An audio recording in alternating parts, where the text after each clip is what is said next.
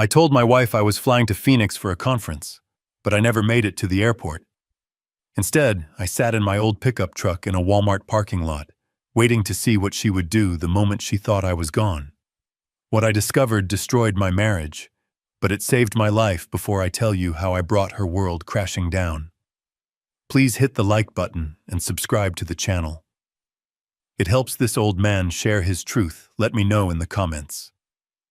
Where you are watching from, my name is Harrison Bennett. I am 70 years old, and I spent 40 years designing skyscrapers in Chicago. I know how to spot a hairline fracture in a foundation long before the building collapses, but I failed to see the cracks in my own home until it was almost too late. It was 5 in the morning, and the Chicago wind was cutting through my coat like a knife. I dragged my rolling suitcase down the driveway, the wheels clicking against the pavement, a sound that echoed in the silence of our suburban street. Catherine stood in the doorway, wrapping her silk robe tight against the chill. She leaned in and pecked me on the cheek. Her lips tasted of mint toothpaste and something else, something that felt disturbingly like relief. Have a safe flight. Harry, she said, her voice soft and practiced. Call me when you land in Phoenix? I nodded, not trusting my voice to remain steady. I will, I said simply. Don't wait up for me on Tuesday. I might be late. She smiled, that tight, polite smile she had perfected over 38 years of marriage. Go on, you will miss your flight, she urged gently, closing the heavy oak door before I had even reached the car. I stood there for a moment in the gray, pre-dawn light, staring at the closed door of the house I had paid. For the house where we raised our daughter Natalie. The house that felt more like a museum than a home these days. I got into my car, but I didn't get into the luxury sedan Catherine insisted we lease for appearances. I climbed into my old Ford pickup, the one I used for gardening and hauling lumber, the one Catherine hated, because she said it made us look low class. I started the engine and drove away. As soon as I turned the corner, I killed the headlights. I didn't head toward O'Hare Airport. I drove 15 miles west to a 24-hour Walmart supercenter. I parked in the furthest corner of the lot, nestled between a rusted van and a shopping cart. Return, knowing my truck wouldn't stand out here. I reclined the seat, pulled a thermos of black coffee from my bag, and prepared to wait. I am a man of precision and patience. Architecture taught me that. You cannot rush a structure, and you cannot rush the truth. You might ask why a 70-year-old man was spying on his wife of nearly 4 decades instead of sitting in a first-class seat to Arizona. The answer was simple, and it was green. It was a notification that had popped up on my iPad. Exactly 1 week ago. I have always been meticulous with finances. I track every penny, not because I'm stingy, but because I believe in order. We share a credit card account for household expenses. Usually it is just grocery bills from Whole Foods or the occasional charge for the country club dues. But last Tuesday, a charge appeared that made my blood run cold, $4,500, at a store called The Gentleman's Boutique in Nashville, Tennessee. I stared at that number for a long time. I do not buy suits in Nashville. I do not buy suits at all anymore since I retired. I live in corduroys and sweaters. When I asked Catherine about it, she didn't even blink. Oh, that she had said casually, waving her hand as if dismissing a fly. That was a mistake. The bank called me about it. Some fraud thing. They are reversing the charge. Don't worry about it. Harry, you stress too much about small numbers. She was smooth, too smooth. She didn't get angry. She didn't get defensive. She just lied with the ease of someone who had done it 1,000 times before. But I checked the bank statement again. 2 days later, the charge wasn't reversed. It was paid in full. That was the moment the doubt turned into certainty. I wasn't dealing with a mistake. I was dealing with a pattern. So I invented the architectural conference in Phoenix. I needed to know what she did when I wasn't there. I sat in that truck for 4 hours watching the sun come up over the asphalt, watching shoppers come and go, trying to ignore the ache in my lower back. I ate a cold ham sandwich I had packed myself. Chewing slowly, my eyes glued to the screen of my iPad propped up on the dashboard, I had linked it to the smart home security system, specifically the camera mounted above the garage door. Catherine thought those cameras were just for deterring burglars. She forgot that I was the one who installed them. I was the one who wrote the code for the remote access. At 9:30 in the morning, my tablet buzzed with a notification, motion, detected driveway, garage door opening. My heart began to hammer against my ribs, a heavy thudding rhythm that reminded me I wasn't young anymore. I tapped the screen and the live feed loaded in high definition. The heavy garage door rolled up slowly, revealing the rear of Catherine's pristine silver Lexus. I expected to see her in her usual attire, maybe her yoga pants, or the beige slacks she wore to her charity luncheons. But the woman who stepped out into the garage was someone I barely recognized. She was wearing a dress, a bright crimson-red dress that hugged curves I didn't know. She still flaunted. It was cut low, fast, and expensive. She wore high heels that clicked sharply on the concrete. This was not the Catherine who complained about her bunions. When we walked around the block, this was a woman dressed for a performance. She moved with an energy I hadn't seen in 20 years. She wasn't alone. She was dragging 2 large suitcases, not the carry-on bags we used for weekend trips, but the massive Louis Vuitton trunks she kept wrapped in plastic in the attic. The ones we hadn't used since our trip to Europe 10 years ago. She popped the trunk of the Lexus and heaved the bags inside with surprising strength for a woman who claimed she couldn't lift a bag of potting soil. She walked back to the driver's side, and for a split second, she looked up at the house. She paused, and a smile spread across her face. It wasn't a smile of fondness, it was a smile of victory. It was the smile of an inmate walking out of prison gates. I felt a cold stone settle in my stomach. She wasn't going to the grocery store. She wasn't going to lunch with the girls. She was leaving, and she was taking a lot more than just clothes. I watched on the screen as she backed the car out. The sun glinting off the polished hood. She didn't turn left toward the city center where her friends lived. She turned right toward the interstate on-ramp. I knew exactly where that road led, Interstate 57 South, the road out of Chicago, the road that eventually connected to I-65, the road to Nashville. I put the truck in gear, my hands gripping the steering wheel so hard, my knuckles turned white. I wasn't going to Phoenix, and neither was she. I was going to follow her into whatever secret life she had built on my dime. I waited until she was 2 lights ahead, then I pulled out of the parking lot, merging into traffic, my old truck engine roaring a stark contrast to the silent luxury of her Lexus. I kept my distance using the skills of observation. I had honed over a lifetime of supervising construction sites, watching from the shadows, checking for flaws. She drove fast, faster than she ever drove when I was in the passenger seat. She wove through the morning traffic with aggressive confidence. I stayed 3 cars back, my eyes locked on her license plate. I wasn't Harrison, the retired architect, anymore. I was a man possessing a singular, cold purpose, finding out exactly who my wife really was. She turned onto the highway, speeding away. My instinct screamed at me to chase her down immediately, but the architect in me knew better. I had a GPS tracker on her car. I wouldn't lose her. First, I needed to see what she had left behind. I needed to survey the damage. I sat in the idling truck for a moment, my hands gripping the steering wheel until the leather creaked. Catherine was gone, speeding toward the interstate, and every instinct in my body screamed at me to slam on the gas and chase her down right then and there. But 40 years of architecture had taught me that you never start a demolition until you have surveyed the site. I needed to know exactly what I was dealing with. I needed to know the extent of the damage before I confronted the storm. I threw the truck into reverse and backed out of the parking spot, the tires chirping against the asphalt. I drove back toward the house, but I didn't take the leisurely route. I took the shortcuts, the alleyways, the streets I knew better than the city. Planners themselves, I made it back to my driveway in 12 minutes. The house stood there, silent and imposing, a brick-and-mortar lie that I had polished and maintained for decades. I didn't park in the garage. I left the truck running in the driveway, ready. For a quick departure, I unlocked the front door and pushed it open, expecting the silence of an empty home. But what hit me first was not the silence. It was the smell. For 30 years, my house had smelled of lemon polish and the cheap lavender potpourri Catherine insisted on buying in bulk. She said it was soothing. She said it made the house feel like a home. But that smell was gone, replaced by something heavy and cloying.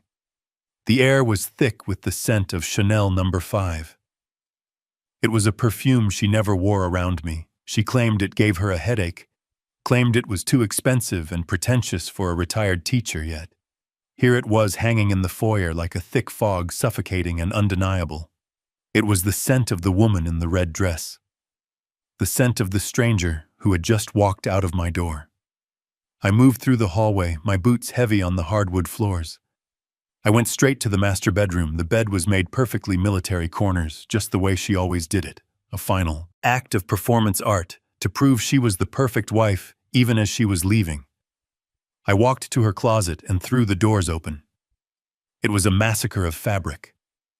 The beige cardigans, the sensible slacks, the floral blouses she wore to church were all there, pushing together on the left side of the rack, but the right side, the side where she kept the few nice things I had bought her over the years, was barren.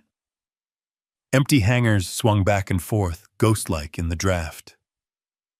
From the open door, she hadn't just packed a bag for a trip.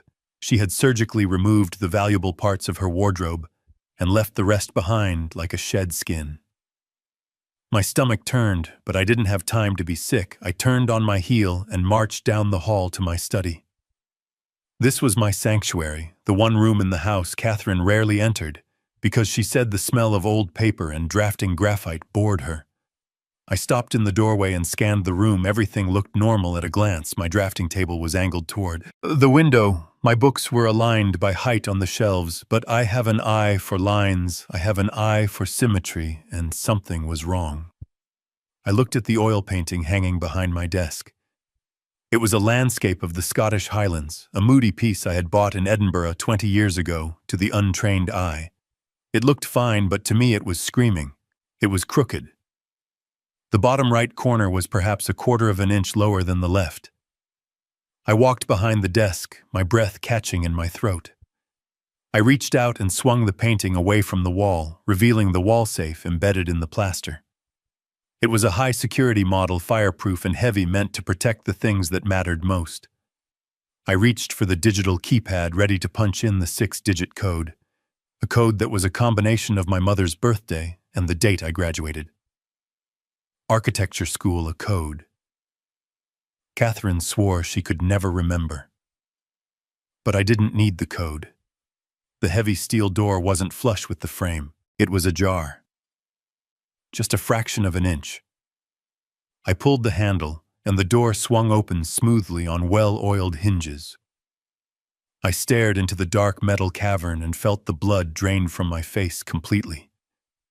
It was empty. I dropped to my knees, ignoring the sharp pain in my old joints, and began to feel around inside the safe frantically, hoping my eyes were deceiving me, hoping that perhaps things had just been pushed to the back. My fingers brushed against cold metal walls and nothing else. The deed to the house, the property I had paid off 15 years ago, was gone.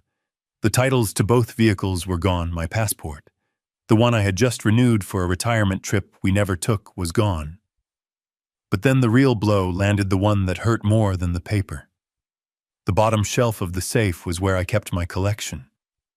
It wasn't just an investment. It was my history. My father had been a watchmaker, a man who appreciated the intricate mechanics of time. He had left me his Patek Philippe, a watch made in 1952 gold casing, with a leather strap that had absorbed the sweat of 2 generations of Bennett men. I had added to the collection. Over the years, a Rolex Submariner I bought when I landed the contract for the Sears Tower renovation. A vintage Omega that Patrice helped me find at an auction. Alongside the Patek, there were 6 watches in total, valued at roughly $80,000. But to me, they were priceless. They were the tangible, ticking proof of my life's work and my family's legacy. The velvet display cases were gone. She hadn't just taken the watches. She had taken the boxes, the certificates of authenticity, the extra links. She had cleaned me out with the efficiency of a professional thief. I sat back on my heels, staring at the empty metal box, feeling a cold rage harden in my chest like concrete setting. This wasn't a midlife crisis. This wasn't a woman running off for a romantic fling because she was bored. This was a calculated liquidation. She hadn't just left me, she was trying to erase me. She wanted the assets, the identity, the history. She wanted to strip the copper wiring out of the walls before she burned the building down. I thought about the notification on my iPad, the $4,000 charge in Nashville. It wasn't a mistake, and it wasn't a one-time indulgence. She was building a war chest. She was financing a new life, and she was doing it with the pieces of my old one. She was moving assets. She was stealing the very ground out from under my feet. I stood up, my knees cracking. The shock was gone, replaced by a cold clarity that terrified me. I wasn't a husband anymore. I was a victim of a long con. And the woman I slept next to for 38 years was the grifter. I grabbed my phone and opened the banking app, my hands shaking slightly. Not from fear, but from adrenaline. I checked the joint savings account. The balance was still there, but there was a pending transfer scheduled for tomorrow. $50,000 moving to an account I didn't recognize. She was smart. She knew large transfers triggered alerts, so she had timed it. She probably thought I was in the air right now, flying to Phoenix, oblivious and unreachable. She thought she had a 5-day head start to drain the accounts and vanish. She was wrong. I wasn't in Phoenix. I was standing in the wreckage of my study, and I was furious. I walked out of the house and didn't bother to lock the door. There was nothing left to steal. The most valuable thing in that house was the truth, and I was taking that with me. I climbed back into my truck and slammed the door. I grabbed my iPad from the passenger seat and pulled up the GPS tracking app. I had installed the tracker on her Lexus a week ago. A small magnetic device tucked inside the rear bumper. Housing a precaution I had felt guilty about at the time, telling myself I was being a paranoid old man. Now that little blinking red dot was the only lifeline I had. The screen refreshed and the map zoomed out. The red dot was moving south, steady and fast. It was already past Kankakee, heading down Interstate 57. She was doing 75 miles an hour, putting distance between herself and the crime scene. She thought she was in the clear. She thought she was driving toward freedom. I tapped the screen, watching the dot move. She was heading toward Nashville, the location of the mysterious boutique, the location of the charge that started this whole unraveling. She wasn't just running away, she was running to something or someone, and I was going to find out exactly what it was. I started the engine, the old Ford roaring to life with a sound that was rough and reliable. I wasn't the architect anymore. I wasn't the provider or the husband. I was a hunter. I backed out of the driveway and pointed the truck south. I had a full tank of gas, a thermos of coffee, and a rage that would fuel me for 1,000 miles. I merged onto the highway, the morning traffic thinning out as I left the city limits behind. The skyline of Chicago faded in, my rearview mirror gray and distant. I didn't look back. I kept my eyes on the road ahead, and the digital map on the seat beside me. She had a 2-hour head start, but she didn't know she was being followed. She would stop eventually. She would have to eat. She would have to sleep, and when she did, I would be there watching, waiting, ready to tear down the facade she had built. I pressed the accelerator, the speedometer climbing past 70. The chase was on, and I swore to myself, on the memory of my father's stolen watch, that I wouldn't stop until I had my life back, or until I had burned hers to the ground. 7 hours is a long time for a young man, but for a 70-year-old with a bad lower back, it feels like a sentence in purgatory. I drove south on Interstate 65, watching the landscape change from the flat industrial gray of Illinois to the rolling green hills of Kentucky, and finally into Tennessee. My body was screaming at me. My sciatica was a hot wire running down my right leg, and my eyes felt like they were filled with sand. But I didn't stop. I couldn't stop. The adrenaline coursing through my veins was a more potent fuel than the gasoline in the tank. I ate dry crackers and beef jerky I had found in the glove compartment, washing it down with lukewarm water from a plastic bottle. I kept my eyes darting between the road and the iPad on the passenger seat, watching that little red dot move steadily south like a heartbeat. On a monitor, every mile I drove was a mile further away from the life I thought I had, and deeper into a reality I was terrified to confront. By the time I crossed the Tennessee state line, the sun was beginning to dip, casting long golden shadows across the highway. The red dot on my screen finally slowed down and then stopped. It was hovering over a residential area just southwest of downtown Nashville, a place called Belle Meade. I knew of it even from Chicago. It was old money, deep pockets, and mansions hidden behind iron gates. It was the kind of place where people didn't just live, they presided. I exited the highway and navigated through the winding tree-lined streets, my battered Ford truck standing out like a sore thumb among the Rovers and Porsches that glided past me. I felt invisible in the worst way possible, like a servant entering the master's quarters through the back door. I watched the house numbers climb until the GPS indicated I was close. I killed the engine about 2 blocks away, parking on a side street, nestled under the shade of a massive oak tree where a contractor or a gardener might park to avoid drawing attention. I grabbed my binoculars from the center console, a heavy pair of German optics I used for inspecting architectural details on high-rise facades, and stepped out of the truck. My knees popped and my back seized up, but I forced myself upright. I walked down the sidewalk, keeping my head down, trying to look like a man who belonged there, a man who had work to do. I reached the corner and looked down the street there. It was a massive Mediterranean-style villa that looked more like a resort than a home. It had terracotta roof tiles, stucco walls the color of heavy cream, and a circular driveway made of imported cobblestones, and parked right at the front door, gleaming under the porch lights that had just flickered on, was the silver Lexus. I moved quickly, seeking the cover of a line of decorative cedar trees that bordered the property. I wasn't just an old man anymore. I was a ghost haunting my own marriage. I found a gap in the foliage and raised the binoculars, my hands shaking slightly until I braced them against a tree trunk. The lenses brought the front entrance into sharp focus, just as the heavy mahogany doors swung open. Catherine stepped out of the car. She looked radiant in a way that made my chest ache. The fatigue of the drive seemed to have vanished from her. She was glowing.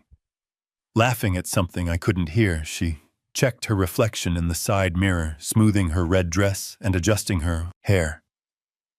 It was a gesture of vanity I hadn't seen in years at home.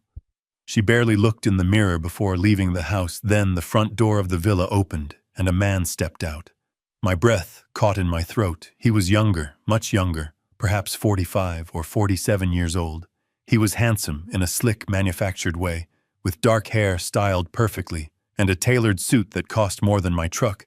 He didn't look like a husband. He looked like an investment banker or a gigolo. He looked like trouble. He walked down the steps with a confident stride and opened his arms wide. Catherine didn't hesitate. She didn't offer him a cheek or a polite hug. She threw herself into his arms, and he caught her, spinning her slightly.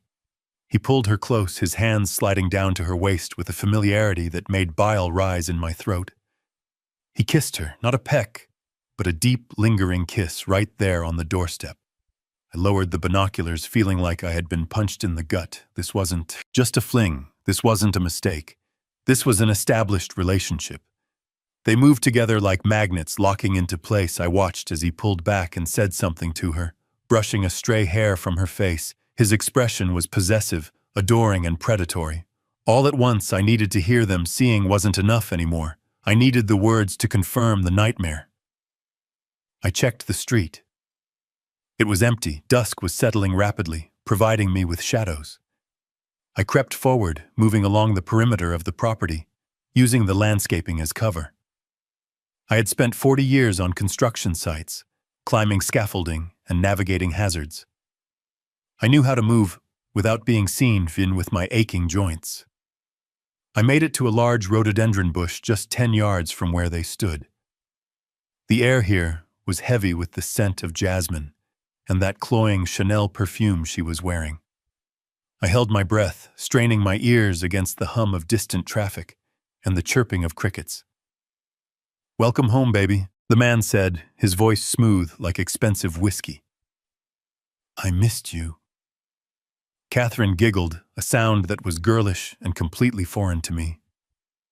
I missed you too, Lorenzo. The drive was awful. I hate driving that car.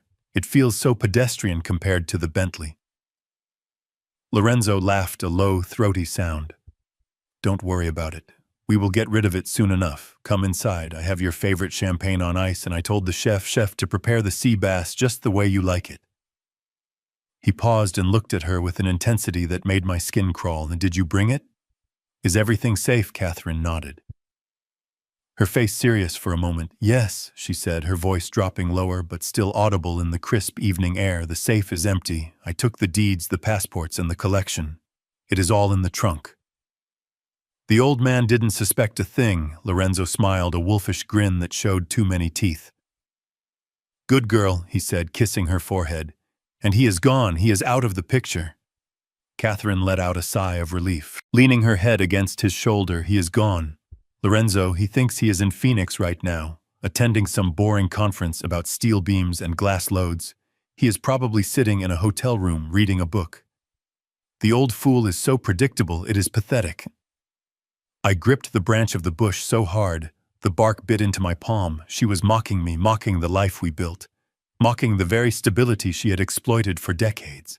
Come on, Veronica, Lorenzo said, and the name hit me like a physical blow. Veronica, who is Veronica, my wife's name was Catherine Elizabeth Bennett, but she answered to it instantly, as if she had been wearing that name for years. Coming, she said softly, looking up at him with adoration. Baby, the old man is gone, I made sure of it. You brought everything here. We have 5 whole days before I have to play the grieving wife. Let's not waste them. They turned and walked arm in arm toward the massive front doors, leaving the Lexus with my life's savings in the trunk, unattended in the driveway. I stayed crouched in the dirt as the heavy doors closed, shutting out the world, shutting me out completely. My heart was beating a slow, heavy rhythm of devastation. It wasn't just adultery. She wasn't just sleeping with him. She had created an entirely new persona. Veronica Vance lived in a mansion in Nashville. She drank champagne and wore red dresses and dated younger men, while Catherine Bennett lived in Chicago and made meatloaf and complained about the heating bill. She was living 2 lives, and she had just funded this one by liquidating mine. I looked at the closed door and realized with a terrifying clarity that the woman I had married didn't exist. She was a character, a role played by a master actress, and the curtain had just come down. I slowly backed away from the house, retreating into the shadows. I made my way back to the truck, my legs feeling heavy as lead, but my mind was sharpening. The shock was fading, replaced by the cold, hard logic of an architect staring at a structural failure. She thought I was a predictable old fool. She thought I was reading a book in Phoenix. She was wrong. I was right here, and I had just seen the blueprints of her destruction. I climbed into my truck and started the engine, the vibration of the steering wheel grounding me. She wanted to be Veronica. Fine, I would treat her like Veronica. And Veronica was about to find out that the old man knew how to bring down the house. I stayed in the darkness of the garden for hours, as the sun completely surrendered to the night, and the air turned crisp and cool. The silence of the affluent neighborhood was broken by the sound of tires crunching on gravel, as car after car arrived at the villa, turning the quiet driveway into a parade of wealth and excess. I watched from behind the thick foliage of a laurel hedge, my knees pressed into the damp mulch, my hands stained with dirt, looking like a common thief in my own life. I was wearing my old gardening clothes, a faded flannel shirt and canvas pants stained with oil and soil from years of working in my yard back in Chicago. I looked down at my hands, rough and calloused from decades of handling blueprints and building materials, and then I looked up at the golden light spilling from the massive French doors of the villa. The contrast was so sharp, it felt like a physical blow. I was the man who had built the foundation of this wealth, but here I was hiding in the bushes while strangers enjoyed the fruits of my labor. The guests were a mix of Nashville elite and flashy new money men in bespoke suits, and women dripping in diamonds. They moved through the house with the ease of people who had never worried about a mortgage payment or a grocery bill. Adjusted my position, ignoring the stiffness in my joints, and raised the binoculars again. The living room of the villa was like a stage set, lit by crystal chandeliers that cast a warm glow over the scene. Then she appeared. Catherine, or Veronica, as she was called here. She glided into the room and the crowd seemed to part for her. She had changed again, this time into a shimmering silver evening gown that caught the light. With every movement, she looked regal, she looked powerful, she looked nothing like the woman who sat across from me at the breakfast table eating dry toast and complaining about her arthritis. She was holding a bottle of wine, cradling it like a newborn baby. Even from this distance, I recognized the label. The dark glass, the specific curve of the neck, my breath hitched in my chest. It was a bottle of 1990 Chateau Margaux. I had bought that bottle 20 years ago at an auction, intending to open it on our 40th wedding anniversary. It was the crown jewel of my small collection, kept in the climate-controlled dark of my cellar, waiting for a celebration that would never happen. I watched as she handed the bottle to a waiter who uncorked it. With practiced ease, she didn't even flinch as he poured the dark ruby liquid into crystal glasses. She took a glass and raised it high, her face flushed with excitement and triumph. I could hear her voice drifting out through the open terrace doors, clear and confident. To new beginnings, she announced, her voice ringing out like a bell, and to smart investments.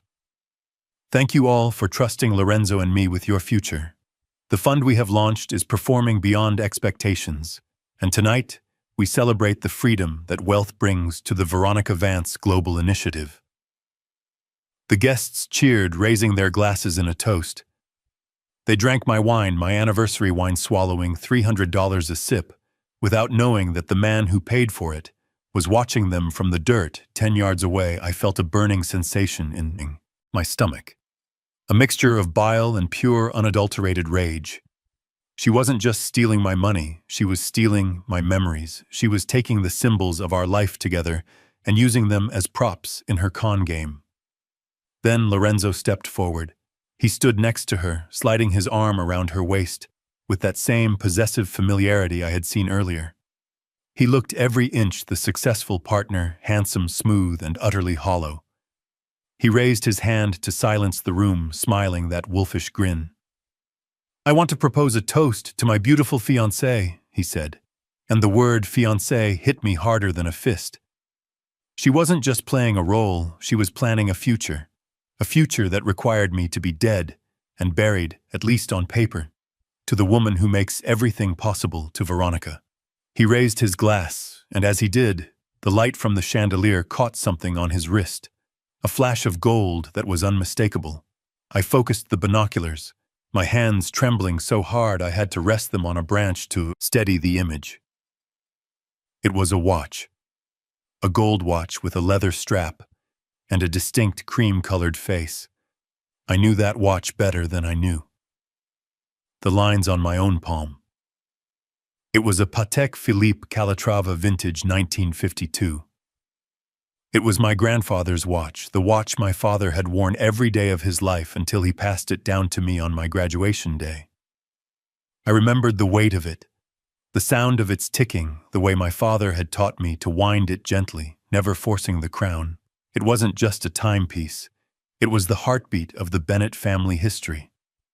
I had kept it in the safe, only taking it out for weddings and funerals, terrified of scratching it or losing it.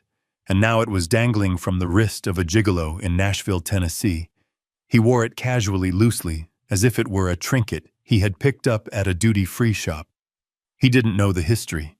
He didn't know the sweat and the tears that had gone into earning that watch. He only knew it looked expensive.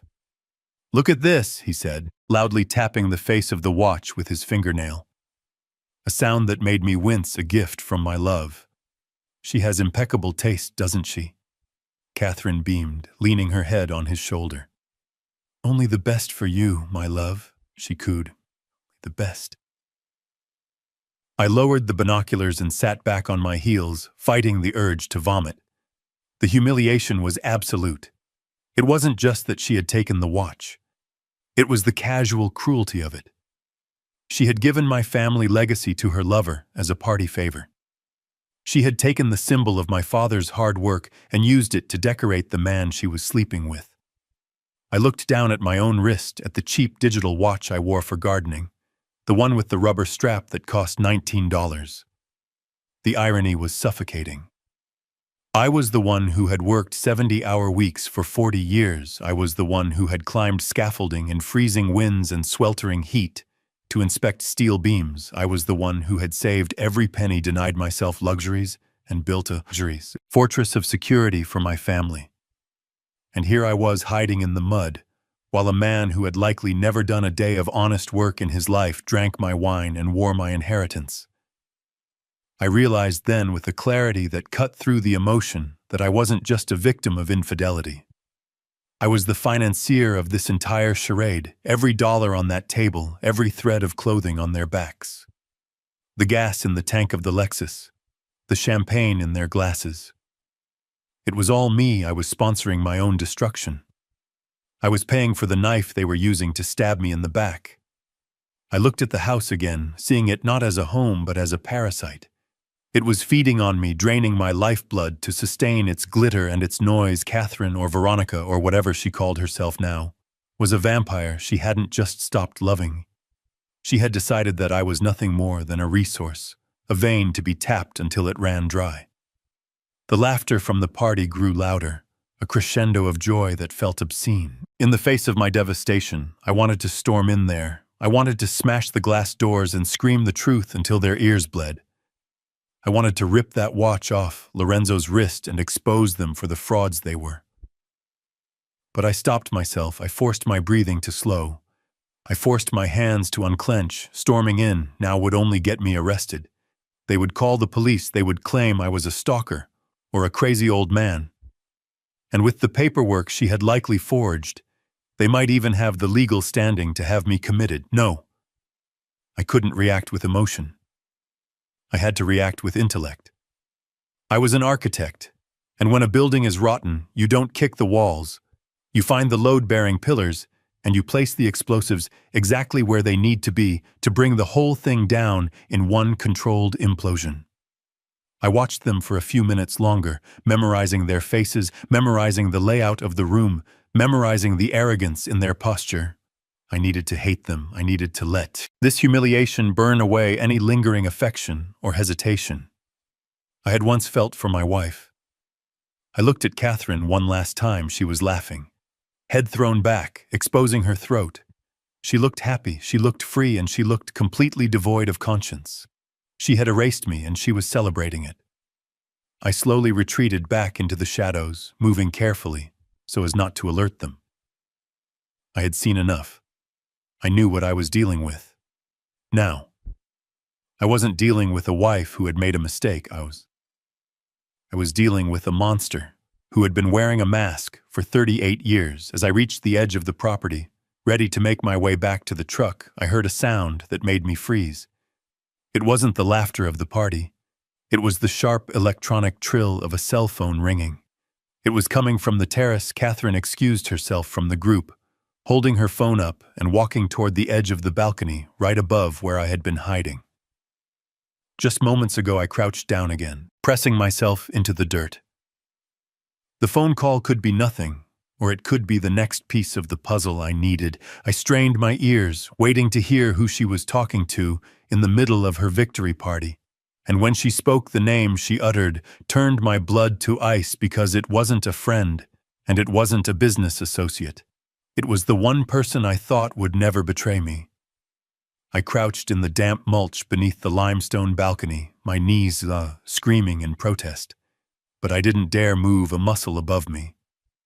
The click of high heels on stone stopped, and the heavy scent of her perfume drifted down, settling over me like a poisonous fog. She was right there, leaning against the railing.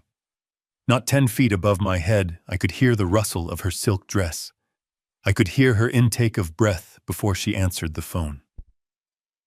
"Hello, Natalie," she said, and the warmth in her voice was sickeningly familiar. It was the same tone she used when she was pretending to be the doting mother, the same tone she Used to ask me for money to cover Natalie's credit card bills I always paid without question. I froze my hand, hovering over the pocket of my flannel shirt, where my phone lay, silence stretched for a moment, as she listened to whatever my daughter was saying. On the other end, then, Catherine laughed, a low, dismissive sound that made the hair on the back of my neck stand up. "Stop worrying, sweetie," she cooed, looking out over the dark garden, oblivious to the fact that the man she was destroying was huddled in the shadows beneath her feet. "Your father is fine. Well, he is fine for now. He is in Phoenix, chasing his little architectural dreams. He has no idea what is happening here." I pulled my phone out, slowly pressing the side button to wake the screen. Without looking at it, I swiped up and tapped the red circle of the voice recorder app. The timer started counting seconds, silently capturing the evidence that would sever the last tether. I had to humanity, "But Mom, are you sure the doctor signed it?" I heard Natalie's voice, tinny and faint, leaking from the speaker of Catherine's phone. The sound of my daughter's voice hit me harder than the sight of my wife in another man's arms.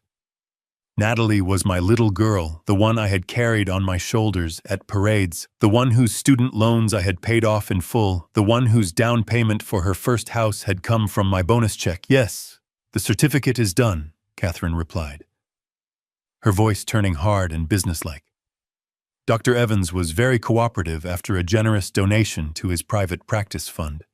According to the paperwork, Harrison is suffering from early-onset dementia. With episodes of aggression, he is a danger to himself and others. He is legally incapacitated. Natalie. I bit the inside of my cheek until I tasted copper. Incapacitated aggression.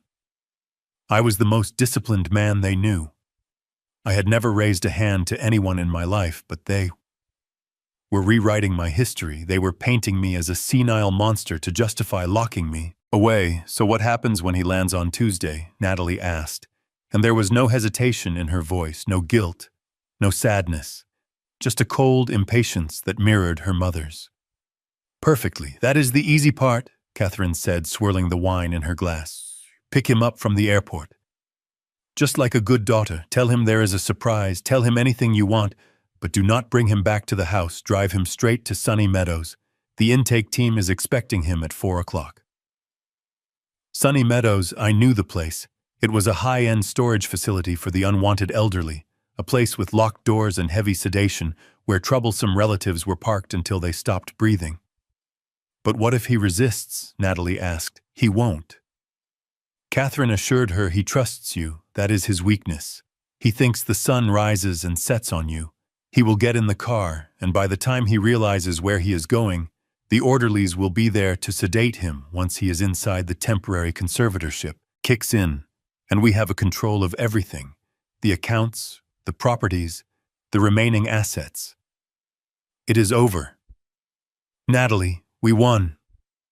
We won, those two words echoed in the darkness, tearing through me like shrapnel. My daughter wasn't being coerced. She wasn't a reluctant accomplice, she was a partner. She was playing the long game just like her mother. "Okay, Mom," Natalie said, and I could hear the smile in her voice. "Enjoy your party. Tell Lorenzo I said hello, and don't worry about Dad. I will handle the package on Tuesday." The package, she called me the package. I was no longer her father.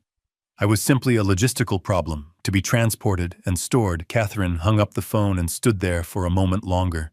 Finishing her stolen wine, she hummed a little tune, a happy melody I recognized from our honeymoon 40 years ago. Then, she turned and walked back into the party, the glass doors sliding shut behind her, muting the laughter and the music.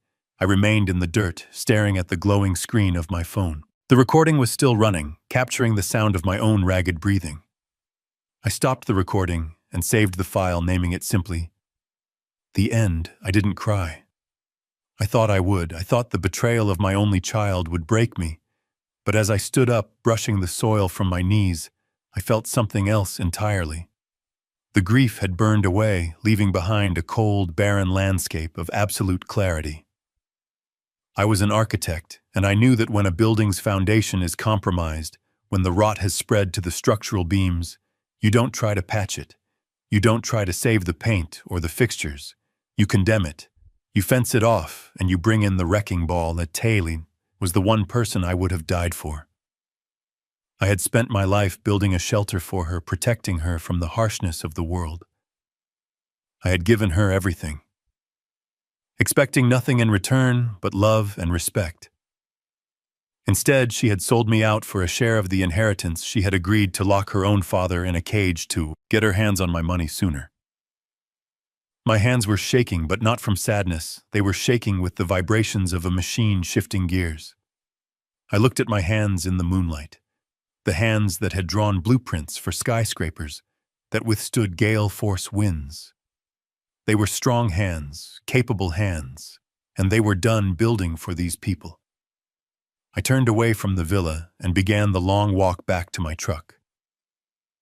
I moved with a new purpose. The heaviness in my step was gone, replaced by a predatory silence. They wanted to declare me incompetent. They wanted to say I was losing my mind. Fine. I would show them exactly how sharp my mind still was. I reached the truck and climbed inside, the familiar smell of old leather and gasoline grounding me. I looked at the dark house one last time, at the windows glowing with the party. I wasn't invited to the party that was celebrating my demise. I started the engine and pulled away from the curb, leaving no lights on until I was a mile away. I wasn't going to the police, not yet. The police would take reports. They would file paperwork. They would move at the speed of bureaucracy, and Catherine and Natalie would have time to spin their story, to hide the assets, to play the victims. No, this required a different kind of justice, a structural justice. I needed to cut off the supply lines. I needed to isolate the variables, and I needed to execute a controlled demolition that would bring their entire world down while I stood safely outside the blast zone. I picked up my phone and dialed a number from memory. It was late, but I knew she would be awake. Rebecca Weiss was the only lawyer I trusted. A woman who had been my friend since college. A woman Catherine hated because Rebecca was too smart, too sharp, and too loyal to me. Rebecca answered on the second ring, her voice raspy with sleep, but alert. Harrison. Is everything okay? You never call this late. I need you to open a file. Rebecca, I said, my voice steady and cold as a winter draft. What kind of file? Harrison. A war file.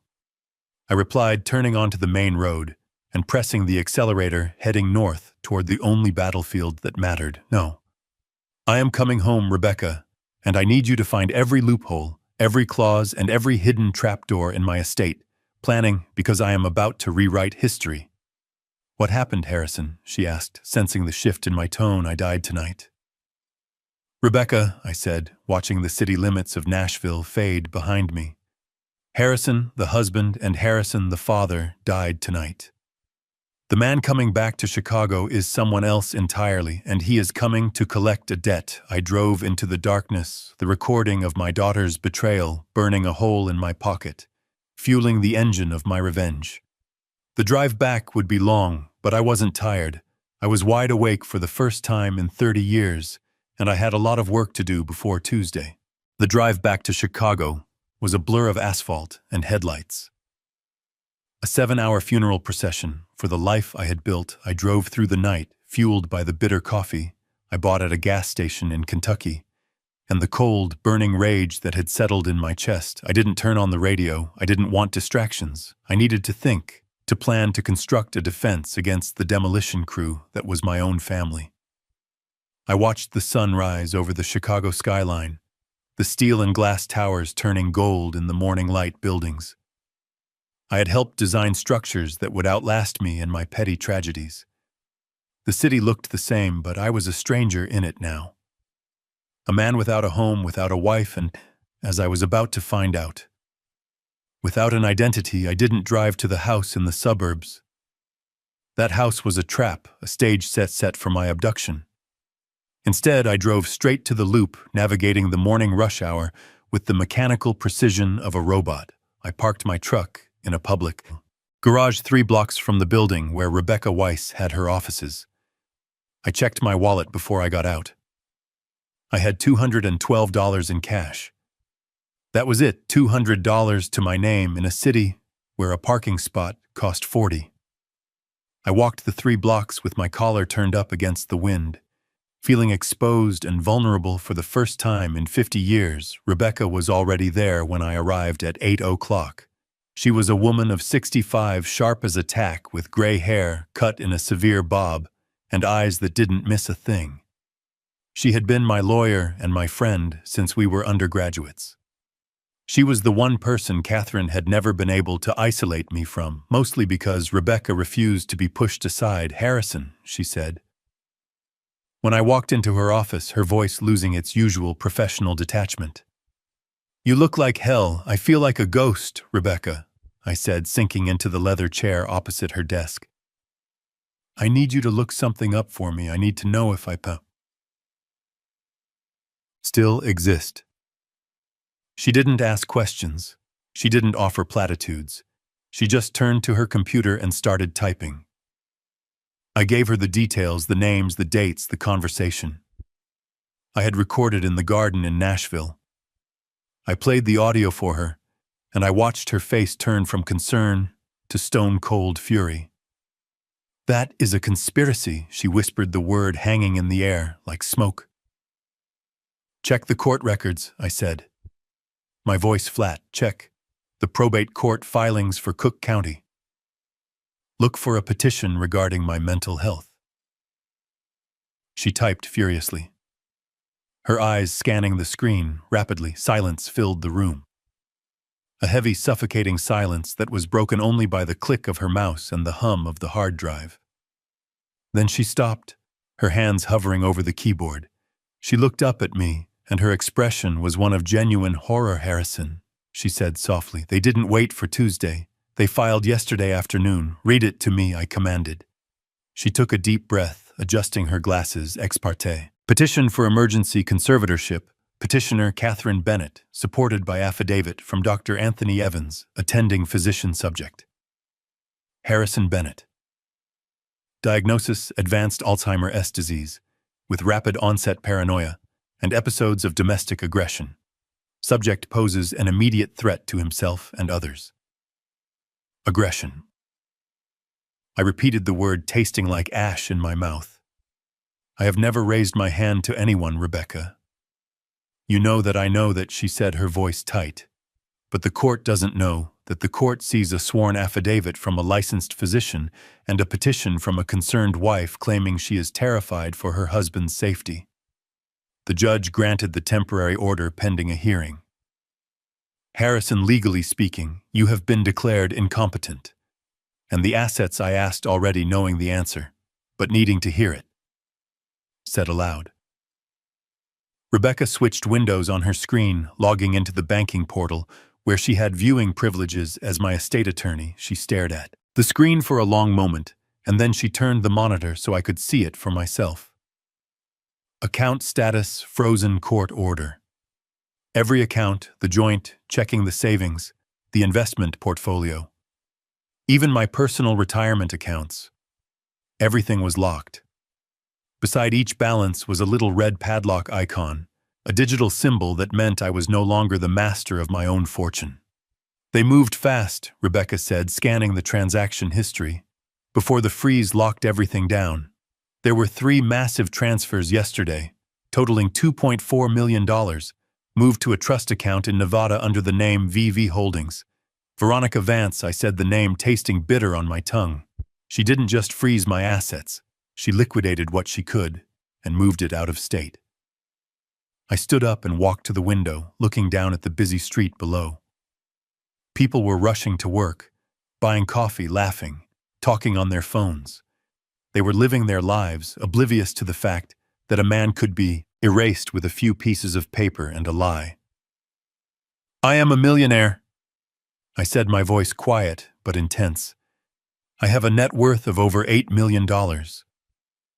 I own property, I own stocks, I have a pension, and right now I cannot buy a sandwich. I cannot put gas in my truck. I am a pauper. Rebecca, I am a beggar in a suit. And it is worse than that," she added, walking over to stand beside me. "If you try to access your money, the bank will call the police if you go home. Catherine can call the police and show them the court order stating you are a danger to yourself.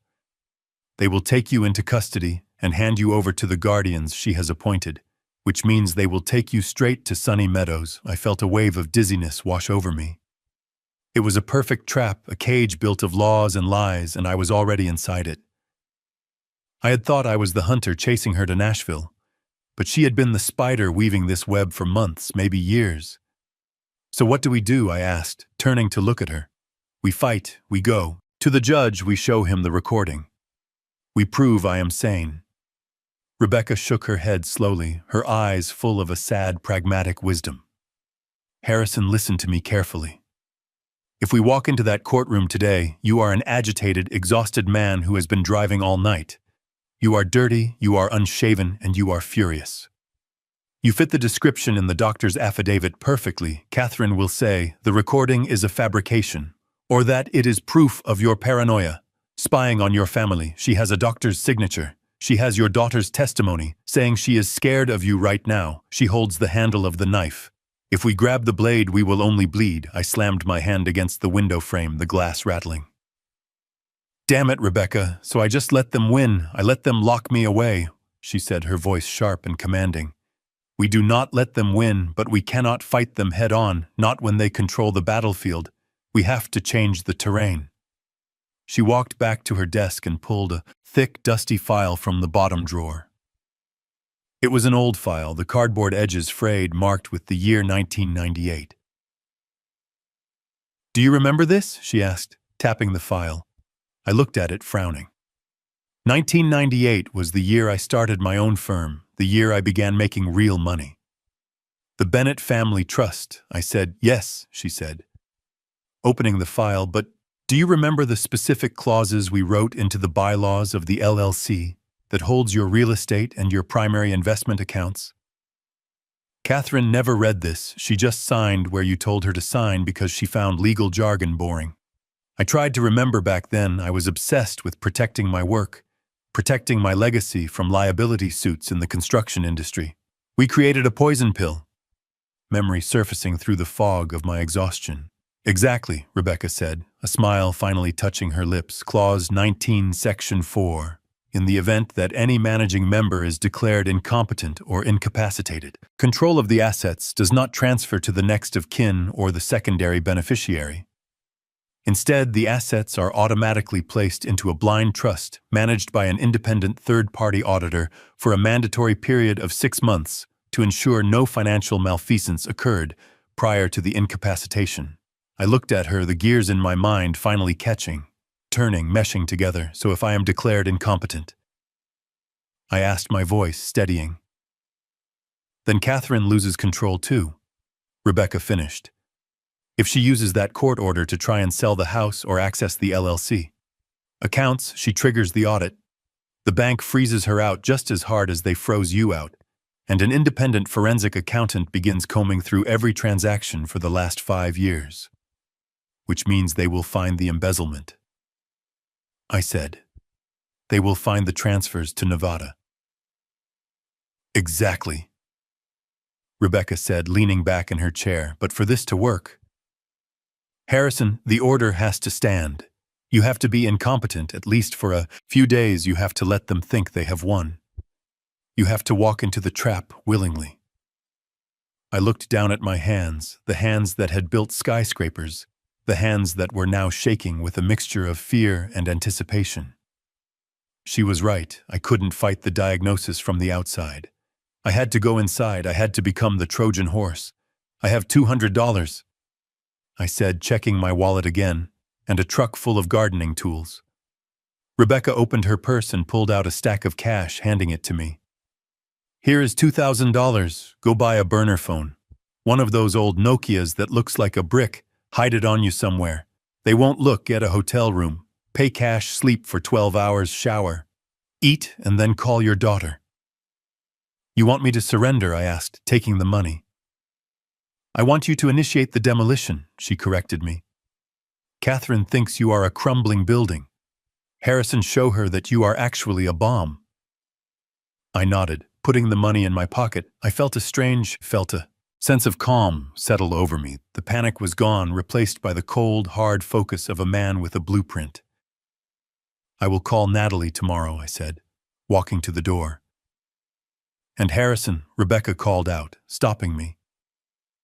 "One last time when you go into that facility, when they shut the door behind you. Remember one thing. What is that? You are the architect. You know where the exits are." I walked out of her office and back into the cold. Chicago morning. I wasn't a victim anymore. I was an undercover operative in my own life. I had died on paper. My identity stripped away by a judge I had never met. But the man walking down the street wasn't dead. He was just waiting for the right moment to light the fuse. I spent the day in a cheap motel near the airport preparing myself. I bought the burner phone and taped it inside the sole of my orthopedic shoe, knowing they would check my pockets, but would never touch an old man's shoes. I practiced my tremor. I practiced the confused, vacant stare I had seen in my own father before he passed. I was ready to die on paper, so I could bury them in reality tomorrow. I would call Natalie tomorrow, I would let them take me, and tomorrow the real game would begin. I sat on the edge of the cheap motel mattress, staring at the Nokia phone in my hand. It felt heavy like a detonator waiting to be pressed. The morning light was filtering through the thin curtains, illuminating the dust motes dancing in the air. And I knew it was time to start the performance of a lifetime. I took a deep breath, letting my shoulders slump, letting my jaw go slack, and I dialed my daughter's number. Natalie answered on the second ring, her voice impatient as if I were a telemarketer, interrupting her morning coffee. "Hello?"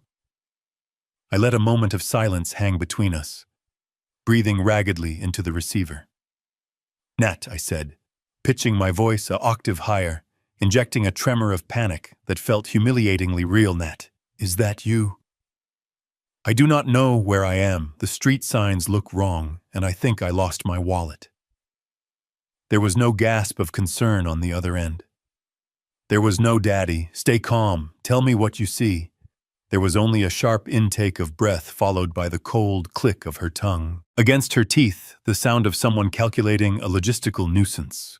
"Where are you exactly?" she asked, her voice flat and devoid of warmth. "Just read the sign across the street." "Dad, focus." "I am near the airport."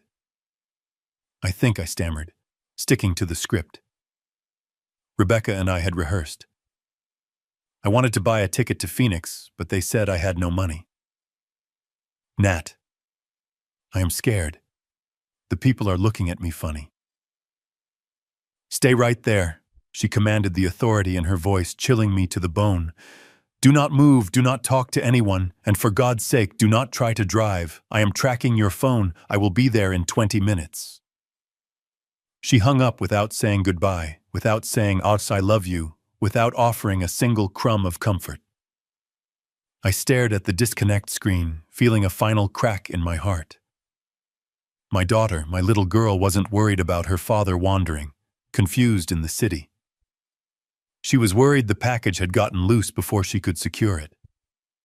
I went into the bathroom and splashed cold water. On my face, I looked in the mirror and didn't shave. The stubble on my chin was gray and patchy, making me look older, more neglected. Ruffled my hair, messing up the part I had maintained meticulously for decades. I put on my coat, buttoning it wrong, skipping a loop on purpose. Then I sat on the curb outside the motel and waited. 20 minutes later, the black Audi Q7 I had bought her for her 30th birthday pulled up to the curb. She didn't even park properly. She just idled in the fire lane and rolled down the window. "Get in," she said, her eyes hidden behind oversized sunglasses. I shuffled toward the car, moving with the hesitant gait of the infirm. I opened the door and climbed in, the smell of new leather and her expensive perfume filling the cabin. She didn't lean over to hug me, she didn't check me for injuries, she just hit the door lock button, a sound that echoed with finality. "Buckle up," she said, putting the car in gear and peeling away from the curb before I had even settled. "Nat, where is your mother?" I asked, keeping my voice quavering. "She said she was going to the store." "But that was days ago. Mom is waiting for us," she said, staring straight ahead, her knuckles white on the steering wheel. "She is very worried about you, Dad. You have been acting very strange lately." I watched the city roll by through the tinted windows. We were heading north, away from our neighborhood, away from the home I built. We were heading toward the affluent suburbs where the estates were set back from the road, behind high walls and security gates. I knew exactly where we were going. I had seen the brochures on Catherine's desk months ago, disguised under a pile of gardening magazines. Sunny Meadows. It sounded like a summer camp.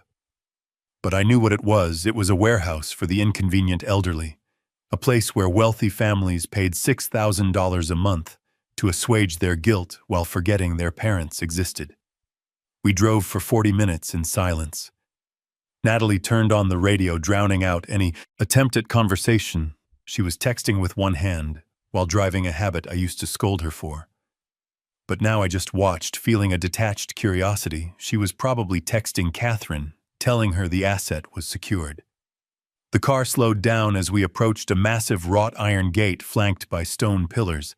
A sign in tasteful gold lettering read, Sunny Meadows, Assisted Living and Memory Care. The gate opened silently, scanning a transponder on Natalie's windshield. We glided up a long, winding driveway lined with manicured hedges and weeping willows. It was beautiful on the surface, designed to look like a country club. But I looked at the windows on the upper floors. They only opened 3 inches, safety stops to prevent jumpers. Natalie stopped the car under the portico of the main building, a grand structure that mimicked a Georgian manor. 2 men in white polo shirts and khaki pants were waiting by the entrance. They looked like orderlies, but they moved like bouncers. "We are here," Natalie said, turning off the engine. She finally looked at me, taking off her sunglasses. Her eyes were dry, hard stones. "Come on, Dad, let's get you cleaned up." I let them help me out of the car, acting confused, looking around with wide, frightened eyes. And then I saw her. Catherine was standing in the lobby behind the glass doors. She wasn't wearing the red dress from Nashville. She was wearing a beige cardigan and sensible shoes, her hair pulled back in a loose bun. She looked like the perfect grieving wife. As soon as I walked through the doors, she rushed forward, her face crumpling into a mask of anguish. "Harrison," she cried, throwing her arms around me. "You had us so worried. Where have you been?" I stiffened in her embrace, smelling the faint, lingering trace of Chanel No. 5 beneath the lavender detergent. She was playing her part perfectly for the audience of nurses and administrators standing nearby. I missed my flight. "Catherine," I whispered, "playing my part?" In return, I do not know what happened. The time just went away. She pulled back, cupping my face in her hands, her eyes scanning mine, not with love, but searching for a sign that I knew the truth. She saw only the vacant stare I offered her.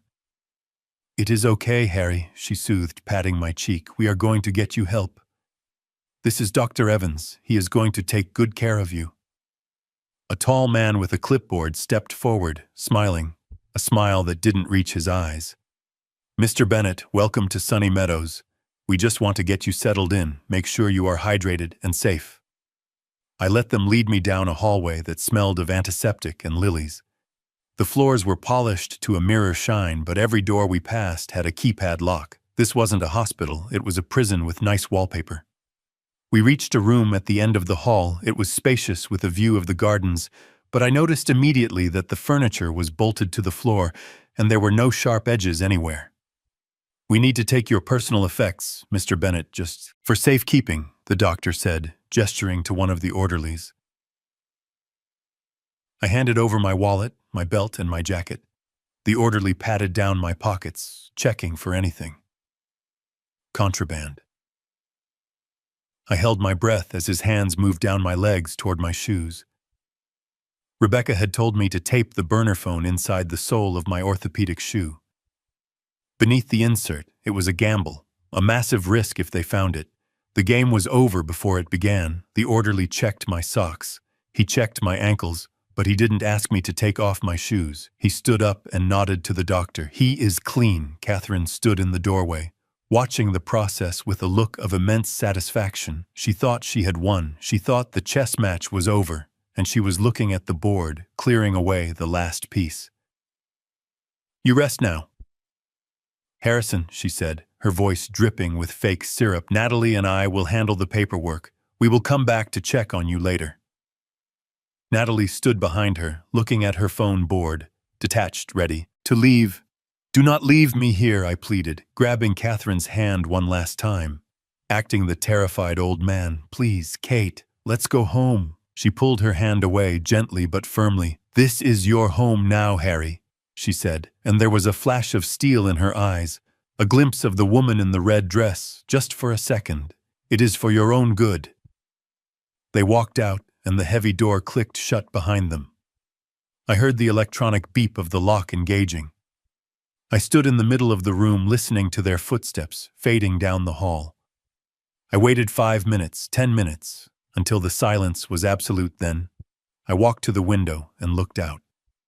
I could see them walking toward the parking lot, Catherine and Natalie walking side by side, talking animatedly. Catherine laughed a sound of pure victory, and Natalie high-fived her mother. I turned away from the window and sat on the bed.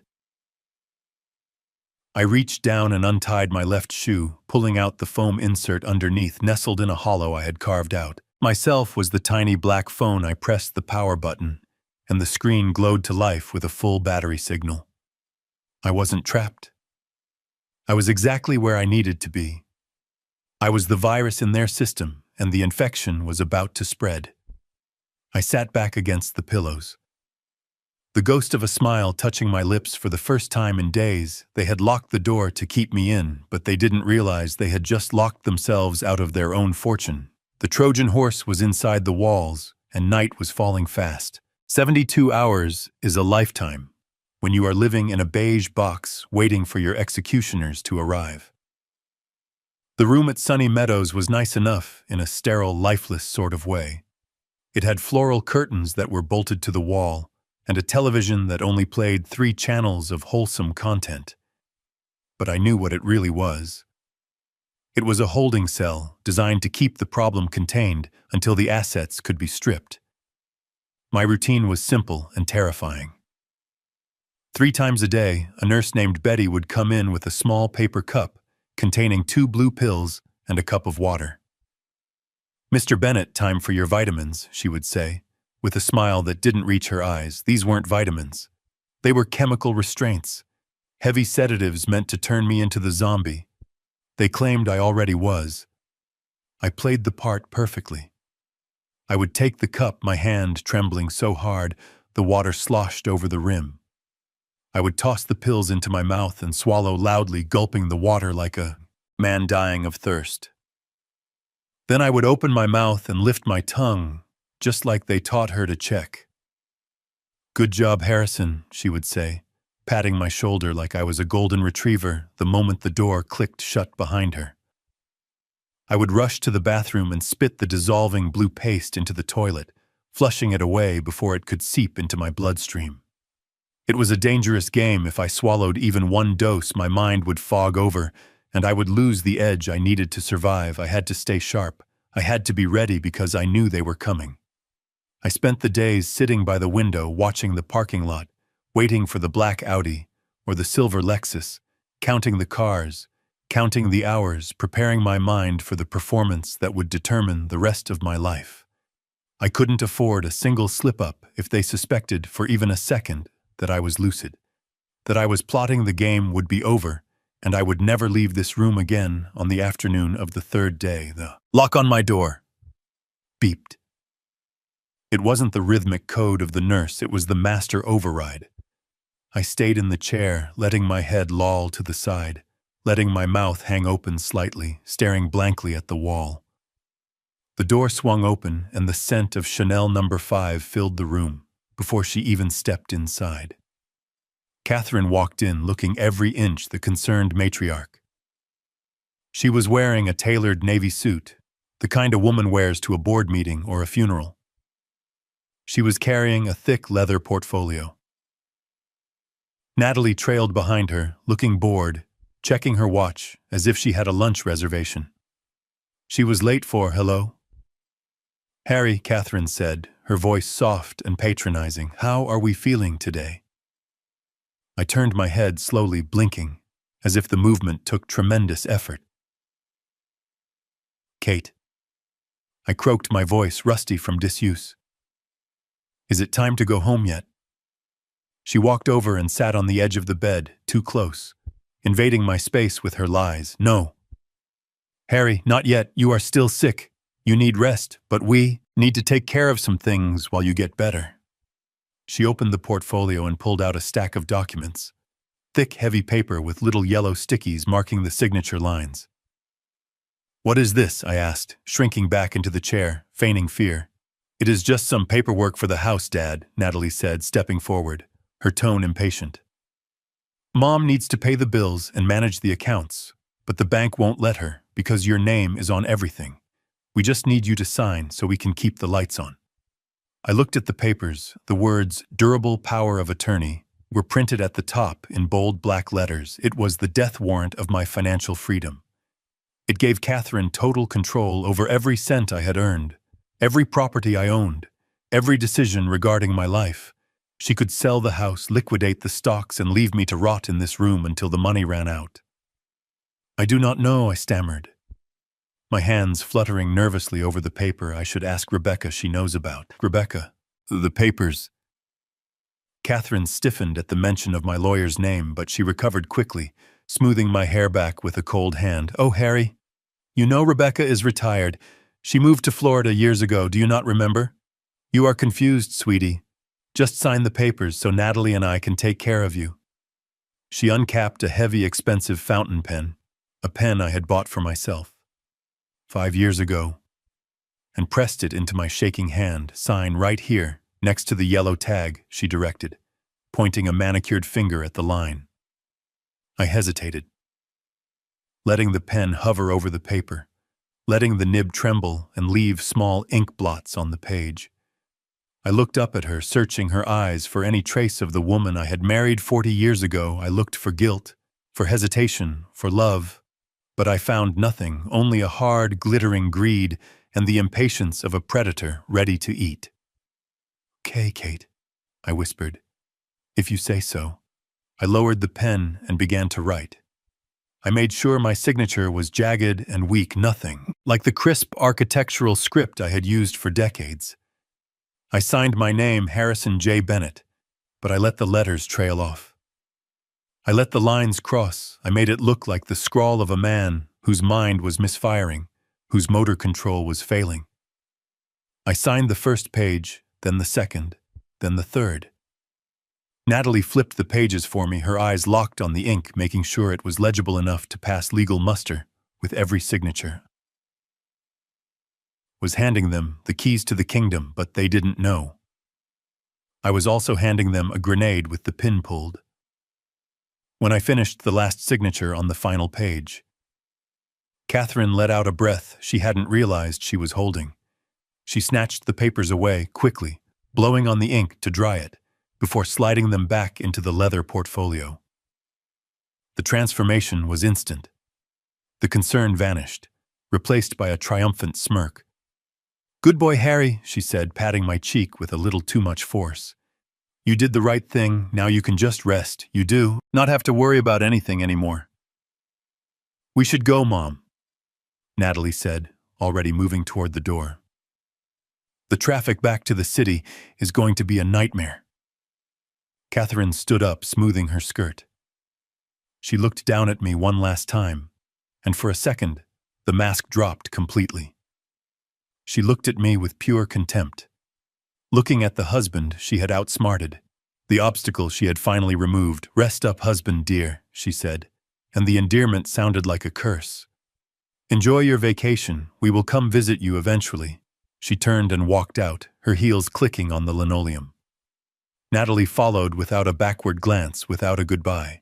The heavy door swung shut, and the electronic lock engaged with a final decisive beep, sealing me in. I listened to their footsteps fade down the hallway. I listened until the silence of the facility rushed back in, heavy and oppressive. I waited, counting the seconds in my head. 1 minute, 2 minutes, 5 minutes. I needed them to be clear of the building. Needed them to be in the car, laughing, celebrating, thinking they had won. When 10 minutes had passed, I sat up, the slump in my shoulders, disappearing. The vacant look in my eyes replaced by cold precision. I walked to the bathroom and spat out the residue of the pill I had cheeked earlier. Just in case, then I sat on the bed and pulled off my left shoe. I peeled back the orthopedic insert, my fingers finding the small hollow I had carved into the rubber heel. The Nokia phone was there, nestled like a black pearl. I pulled it out and pressed the power button. The screen lit up a tiny beacon in the gloom. My fingers flew across the keypad, typing the message I had composed in my head 1,000 times over the last 3 days. It was short, it was simple, and it was the end of their world. The fish has bitten, activate clause 19. I pressed send and watched the little envelope icon fly off the screen, carrying my vengeance with it. Clause 19 was the poison pill, the trapdoor Rebecca and I had built into the family trust. 20 years ago, it was a fail-safe designed for exactly this scenario. It stated clearly that in the event the primary grantor was declared incompetent or incapacitated, control of the assets would not transfer to the spouse or next of kin. Instead, the entire estate would immediately freeze and transfer to the control of an independent third-party forensic auditor for a mandatory investigation by using the court order to declare me incompetent and by forcing me to sign that power of attorney. Catherine had just unwittingly triggered a federal audit of her own theft. She thought she had just gained access to millions. But the moment she tried to use that document, the moment she walked into the bank or called the broker, the system would lock her out completely, and worse, the audit would expose the unauthorized transfers, the embezzlement, the sudden liquidation of assets. She hadn't just locked herself out, she had just handed the FBI a signed confession of financial elder abuse. I set the phone down on the bedspread and walked to the window, watching the parking lot far below. I saw the silver Lexus pull out of the visitor space and turn toward the main gate Catherine was driving, and even from here I could tell she was driving fast, eager to get to the bank, eager to start spending. "Go ahead." "Veronica," I whispered to the glass, "go, and try to open the vault. You are in for a hell of a surprise. I wasn't trapped in here with them anymore. They were trapped out there with the consequences of their greed." I turned back to the room and began to gather my things. I put my shoe back on, tying the laces tight. I washed my face in the small sink, scrubbing away the grime and the act of the last 3 days. I was done playing the victim. It was time for the resurrection. I looked at the red fire alarm box on the wall by the door, under a plastic cover that read, "Pull in case of emergency." This was an emergency. My life was on the fire, and I was about to burn the whole corrupt system down. I walked over to the wall, raised my hand, and shattered the plastic cover. The alarm began to scream, a high, piercing wail that signaled the beginning of the end for Catherine Bennett and the return of Harrison Vance. The fire alarm was a deafening shriek that tore through the sterile calm of Sunny Meadows. Flashing strobe lights bathed the hallway in a disorienting pulse of white and red. Just as I predicted, the facility descended into immediate controlled chaos. Nurses were running toward the residential wings, shouting instructions. Over the din, orderlies were rushing past me, their attention fixed on evacuating the bedridden patients in the East Wing. Nobody looked at the old man standing calmly by the window in room 304. I opened the door and stepped out into the corridor. Nurse Betty ran past me, pushing a wheelchair. She didn't even pause, she just yelled, "Stay calm! Mr. Bennett, head toward the fire exit at the end of the hall." She pointed toward the back of the building, toward the secure garden, where they herded the residents during drills. I nodded obediently, but the moment she turned the corner, I pivoted and walked in the opposite direction. I headed straight for the front lobby, moving with a speed and purpose that would have shocked anyone who had seen me shuffling along just an hour ago. The electronic magnetic locks on the main doors automatically disengaged. When the fire alarm tripped, it was a safety code requirement.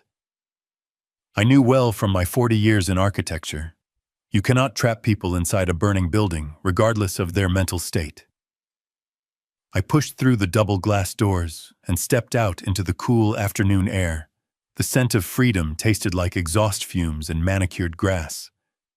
A fire truck was already turning into the long driveway, its siren wailing approaching fast, creating the perfect distraction. I didn't run, running draws attention. I walked briskly toward the service entrance where the delivery vans parked. A yellow taxi was waiting there just past the dumpster enclosure, the engine idling, the back door already unlatched. I slid into the back seat and slammed the door shut. The silence inside the car was sudden and profound, cutting off the screaming alarm. Rebecca was sitting in the front passenger seat, looking back at me with a mixture of relief and grim satisfaction. She looked tired, but her eyes were bright with the thrill of the hunt. "Drive," I said to the driver, a man I didn't recognize but who clearly knew the plan. As the taxi pulled away, slipping out the back service road, before the fire marshal could block the exits, I leaned back against the seat and let out a breath I had been holding for 3 days. "Did it work?" I asked, my voice raspy. Rebecca held up her tablet, displaying a secure messaging app linked to my primary banking institutions. "It worked." "Harrison," she said, a small smile playing on her lips. She walked into the First National branch in downtown Chicago 20 minutes ago. "We have a timestamp from the teller's system." I closed my eyes, visualizing the scene. Catherine standing at the marble counter, wearing her best suit, projecting the image of the grieving, burdened wife. She would have slid the power of attorney across the desk, along with the court order declaring me incompetent. She would have asked for a cashier's check, probably for the full balance of the liquid assets, intending to transfer it to the Nevada Trust. "Tell me what happened," I said, needing to hear the mechanics of the trap we had set 22 years ago.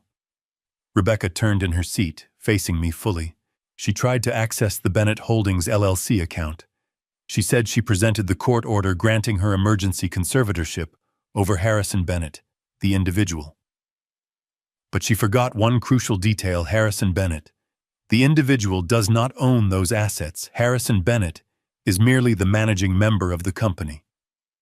I nodded, remembering the day we drafted the operating agreement. Back in 1998, I was younger then, riding the wave of the construction boom. But I was already paranoid. I had seen too many powerful men brought down by divorce, by lawsuits, by greedy children. So I had asked Rebecca to build me a fortress. We called it the Poison Pill Clause. 19 Section 4, a provision buried deep in the corporate bylaws, written in dense legal vernacular that Catherine had never bothered to read because she found business boring. Rebecca continued, her voice taking on the cadence of a law professor, explaining a complex precedent the moment she presented proof of your incapacitation to the bank manager.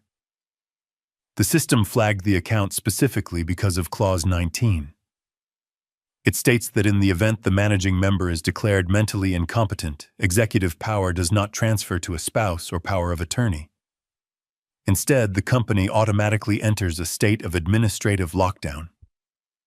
I knew the rest by heart. The assets weren't just frozen, they were put into a judicial stasis. The bank was legally required to reject her request and immediately notify the Secondary Oversight Committee, which in this case was the firm of independent auditors. "We had designated 2 decades ago. She didn't get a dime," Rebecca said softly. In fact, when the teller tried to override the freeze, the system generated a suspicious activity report automatically sent to the IRS and the FBI's Financial Crimes Division, because she attempted to withdraw funds from a frozen corporate entity using a document obtained through what the system now flags as potential fraud. She didn't just walk away empty-handed. Harrison, she walked away with a federal target on her back. I looked out the window, watching the city of Chicago slide past the skyline, looming closer. We were heading back to the neighborhood, back to the scene of the crime. "She is going to be terrified," I said. "She is going to realize the money is gone. She is going to think it is a bureaucratic error." "At first," Rebecca corrected.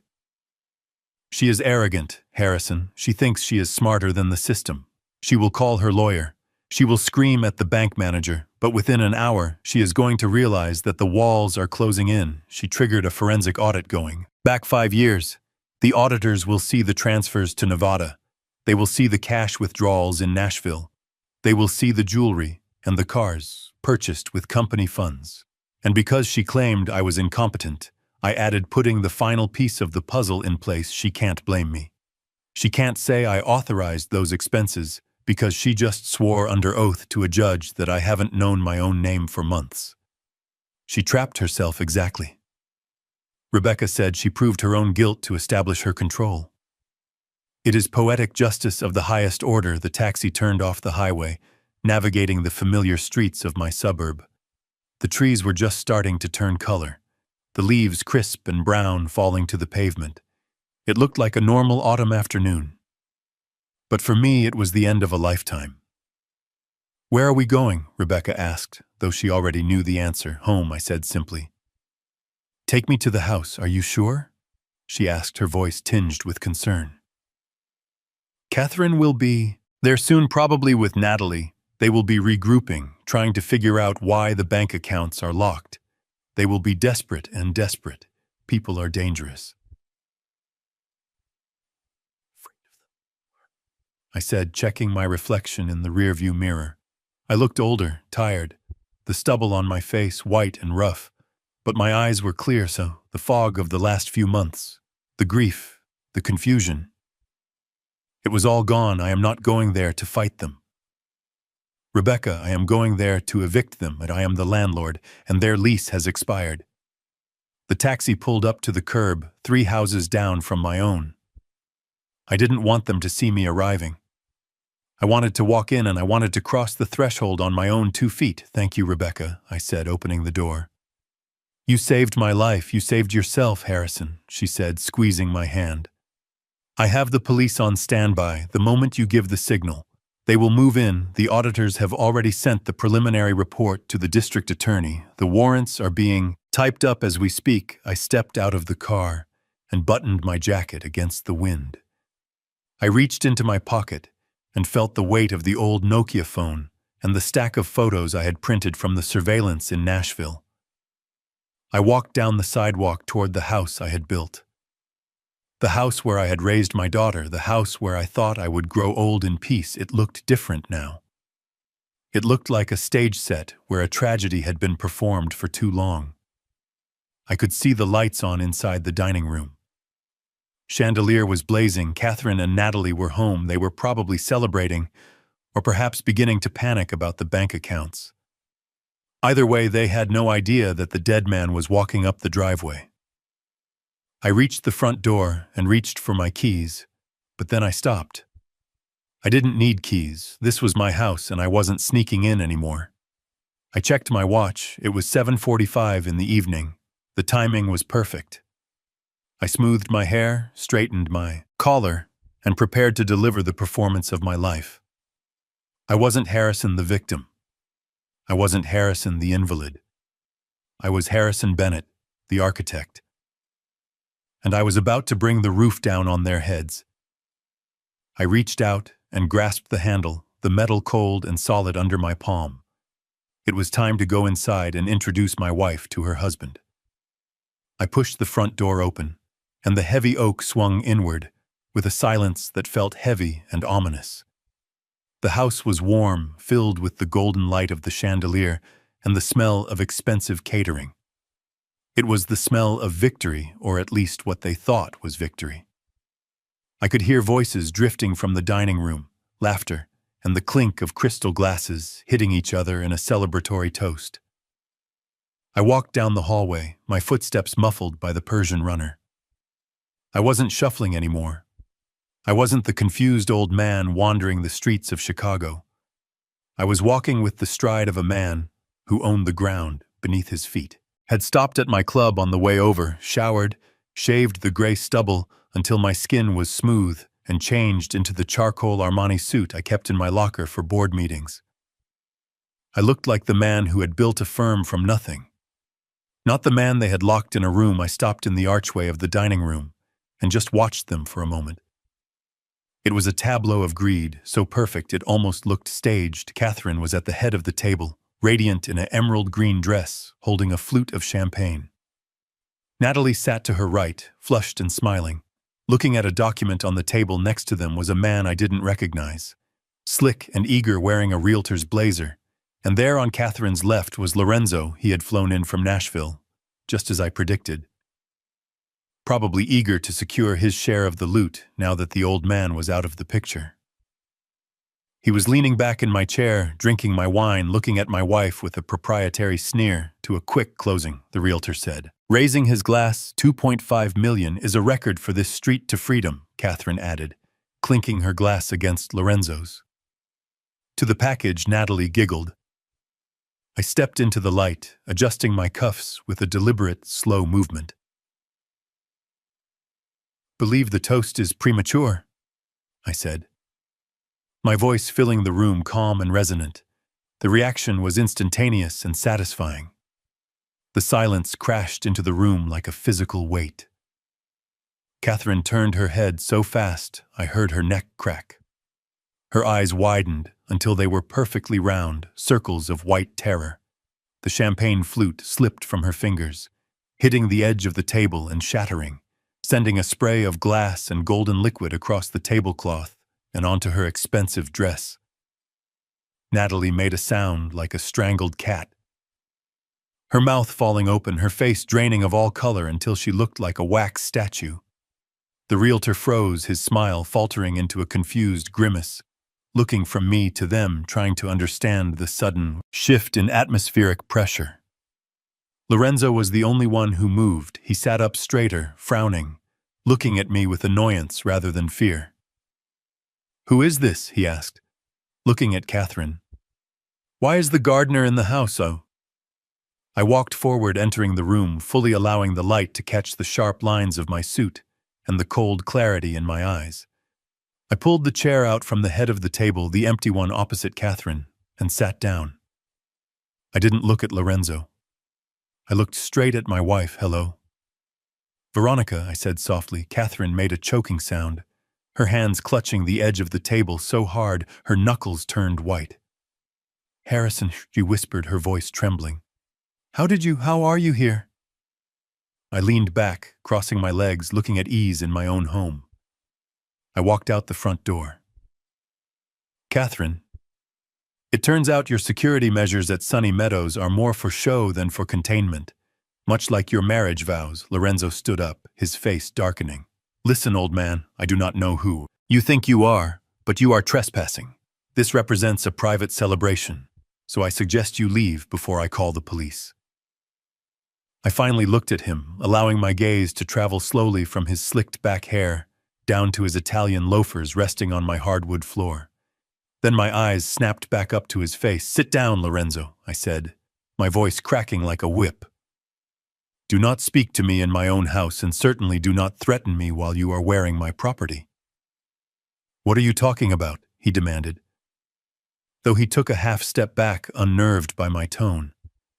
I reached into the inside pocket of my jacket and pulled out a thick envelope. I tossed it onto the center of the table, where it landed with a heavy thud right next to the spilled champagne photographs, spilled out, fanning across the white linen. They were high-definition prints taken with a telephoto lens, Catherine and Lorenzo kissing in the driveway in Nashville, Catherine raising a toast to her new fund, Lorenzo driving my wife's car, Catherine laughing on the balcony while talking to our daughter about locking me away. Catherine stared at the photos, her breath coming in short, shallow gasps. She looked up at me, and the terror in her eyes was absolute. She realized then that I hadn't been in Phoenix. I hadn't been confused, I had been watching. I am the husband, I said, answering Lorenzo's earlier question. I am the man whose money you are spending, the man whose wine you are drinking, and the man whose grandfather's watch you are currently sweating into. Lorenzo looked down at his wrist, instinctively covering the Patek Philippe with his other hand, his bravado evaporating as he realized the gravity of the situation. Natalie started to cry, a high, thin sound of panic. Daddy, please let us explain. We were just doing what was best for you. Stop it, I said, cutting her off without looking at her. Do not call me Daddy, and do not lie to me again. You lost that privilege when you called me a package. Catherine suddenly found her voice. She stood up, slamming her hands on the table, trying to regain control, trying to use the only weapon she had left. Get out, she screamed, her voice shrill and hysterical. You are incompetent. I have a court order. I have power of attorney. You signed it, Harrison. You signed it. I am your legal guardian, and I am ordering you to leave this house immediately. I laughed, a dry, humorless sound that startled the realtor, who was now slowly backing away toward the door. Sit down. Catherine, I said, calm amidst her storm. You are right. I did sign it, and that signature was the worst mistake of your life. What do you mean? She demanded, though her voice wavered. I picked up the bottle of champagne, checking the label. Vintage Dom Perignon, bought with my credit card. No doubt, I poured myself a glass, my hand steady as a rock, while they watched in confusion. Do you remember the family trust, Catherine? I asked, taking a sip. Probably not. You never read the bylaws, did you? You found the legal details boring. She stared at me. Mute. 1998. I continued enjoying the dawning horror on her face when I formed Bennett Holdings LLC. I included a safety provision clause, 19. It is called a poison pill. It states that if the managing member, that is me, is ever declared mentally incompetent or incapacitated, executive control does not transfer to the spouse or the next of kin. Catherine sank back into her chair, her legs giving out. Instead, I went on. The entire estate automatically enters administrative lockdown. All assets are frozen. The bank accounts, the investment portfolios, the real estate titles. Everything locks down instantly, and control is transferred to an independent third-party auditor for a mandatory forensic investigation. Natalie put her hands over her mouth, a sob escaping her throat. So when you took that power of attorney to the bank today, I said, looking at Catherine, when you tried to withdraw my money, you didn't unlock the vault. You slammed it shut. You triggered the poison pill. Catherine was shaking her head, denial written across her face. No, the teller said. There was a system error. She said to come back tomorrow. It wasn't an error, I said, leaning forward. It was a federal flag by presenting a document claiming I was incompetent while simultaneously trying to move large sums of money. You triggered a suspicious activity report. The bank didn't just freeze the accounts. Catherine, they called the FBI. The color drained from Lorenzo's face completely. FBI, he whispered, looking at Catherine. You said this was clean. You said he was senile and nobody would look. He is lying, Catherine shrieked, though her eyes betrayed her panic. He is lying to scare us. We have the house we are selling. The house, you cannot sell the house, I said, looking at the realtor who was now clutching his briefcase to his chest. Tell her. Bob, tell her what happens when you try to sell a property that is held by an LLC under audit. The realtor cleared his throat, his voice trembling. Mrs. Bennett, if the title is flagged by a federal audit, we cannot close, we cannot even list it. The title is frozen until the investigation is complete. Investigation, Catherine whispered, the word hanging in the air. Yes, I said, standing up and buttoning my jacket. The forensic accountants are already looking at the books, Catherine. They are looking at the last 5 years of transactions. They will see the transfers to Nevada. They will see the withdrawals in Nashville. They will see the jewelry, the cars, the clothes. And because you swore under oath that I have been incompetent for months, you cannot claim I authorized any of it. You proved your own guilt to establish your control. You walked into a trap, Catherine, and you closed the door behind you yourself. Suddenly, the room was bathed in flashes of red and blue light, filtering through the sheer curtains from the driveway. The sound of sirens cut through the evening air, growing louder and louder. Stopping right outside the front door, Lorenzo jumped up, knocking his chair over. I am leaving. I didn't sign anything. I am not part of this. He scrambled toward the French doors, trying to run to the backyard. Sit down, I roared, and the command was so forceful he froze in his tracks. You are wearing a stolen watch, valued at $80,000. If you run, they will add resisting arrest to the grand larceny charge. Heavy pounding echoed from the front door, followed by a voice booming. Open up, police. Rebecca walked into the dining room. From the hallway she had let them in, she stood beside me looking at Catherine, with a mixture of pity and professional detachment. "It is over, Catherine," she said quietly. "The district attorney has already issued the warrants based on the bank's fraud report and the evidence Harrison provided." Police officers swarmed into the room, their presence filling the space with authority and the grim reality of consequences. They moved efficiently, cuffing Lorenzo first, who began to weep, begging them to be careful with his suit. Then they moved to Catherine. She didn't fight. She just sat there staring at me, her eyes empty. Her world collapsed. She looked old suddenly. The vibrant woman in the red dress was gone, replaced by a frightened elderly woman who had gambled everything and lost Harrison. She whispered, as the officer pulled her arms behind her back, "Please, do not let them take me. I am your wife." I looked at her, looking at the woman I had shared my life with, looking for any spark of the love I once felt. But there was nothing. Just the cold ash of a burned-down house. "You are not my wife," I said, my voice devoid of emotion. "Veronica Vance is your name now, and Veronica is going to prison." They led her away past the spilled champagne and the scattered photos, past the life she had destroyed. Natalie sat frozen in her chair, tears streaming down her face, watching her mother being dragged out. "Officer," I said, pointing to Lorenzo, "before you take him, please remove the watch from his left wrist. It is family property." The officer nodded. Removing the Patek Philippe and bagging it as evidence, I watched it go, feeling a strange sense of relief. The watch was safe, the legacy was safe. I looked around the room at the wreckage of the dinner party, at the ruin of my family. The silence returned heavier than before, but it wasn't the silence of a victim. It was the silence of a man who had survived the storm. I turned to Rebecca and nodded. She reached out and squeezed my hand, a gesture of solidarity that meant more than words. I looked at Natalie, who was still sobbing quietly at the table, waiting for her turn, waiting to see if the axe would fall on her too. I walked over to her, standing behind her chair.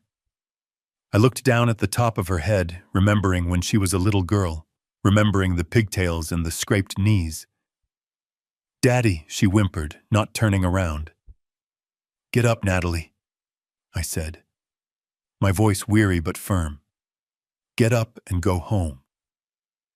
She turned to look at me, hope warring with fear in her eyes. You are not sending me with them, not today," I said, looking at the door where her mother had just exited. "But you are out of the will, Natalie. You are out of the trust, and you are out of my life.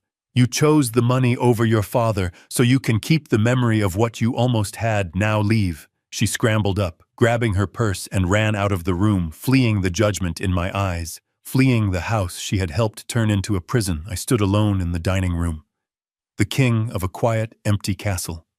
I picked up the glass of champagne I had poured and walked to the window, watching the police cars drive away. Their lights fading into the distance, I took a sip. The wine was cold and crisp. It tasted like victory. It tasted like freedom. I was 70 years old. I was alone, and I had just sent my wife to prison. But as I stood there, I didn't feel old and I didn't feel broken. I felt like an architect standing on a cleared lot, ready to build something new, something strong, something that would last. The demolition was complete. It was time to start the renovation. The police did not wait for an invitation.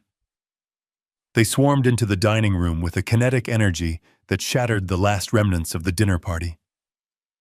The air was suddenly filled with shouting and the heavy thud of boots on hardwood. Lorenzo, seeing the uniforms, panicked. His facade of the suave businessman crumbling instantly into the cowardice of a common thief. He bolted toward the French doors, scrambling over the chair he had knocked down, desperation making him clumsy. "Freeze, police!" one of the officers shouted, tackling him before he could even reach the handle. Lorenzo hit the floor hard, his face pressed against the parquet. The officer wrenching his arms behind his back. "That watch is stolen property," I said, my voice cutting through the noise, pointing at the gold Patek Philippe glinting on his wrist handle. "It with care, it is worth more than he is," Lorenzo whimpered as the cold steel of the handcuffs clicked into place.